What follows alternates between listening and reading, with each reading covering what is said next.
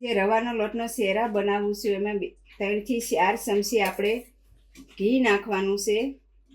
મેં 250 ગ્રામ રવો લીધો છે.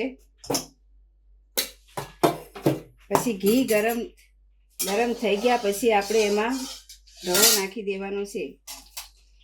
પછી મીડિયમ ગેસે ઘીમાં શેકવાનો છે.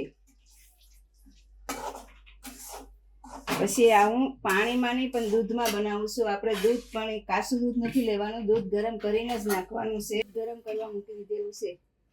મીડિયમ ગેસે આપણે 5 થી 10 મિનિટ સુધી ઘીમાં શેકવાનો છે. 10 મિનિટ થઈ ગઈ છે. હવે આપણે એમાં દૂધ નાખી દેવી છે. આ પાણીમાં પણ બને છે પણ દૂધમાં તો બહુ મીઠો બને છે, એટલે તમે પણ બનાવજો દૂધમાં.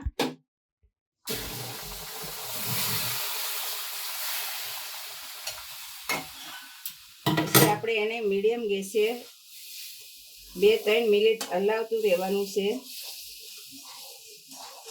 પછી બધું એક સરખું મિક્સ થઈ જાય પછી આપણે એની અંદર ખાંડ નાખી દેવાની છે. પછી 2 થી 3 મિનિટ આપણે હલાવવાનું છે. બધું એક સરખું મિક્સ થઈ જાય. કાજુ બદામ એલચી ધરાક બધું નાખી શકો છો. બહુ મીઠું લાગે છે અને હું કાંઈ નાખતી નથી આમાં. હું તો હાવ સાદો સિમ્પલ જ બનાવું છું.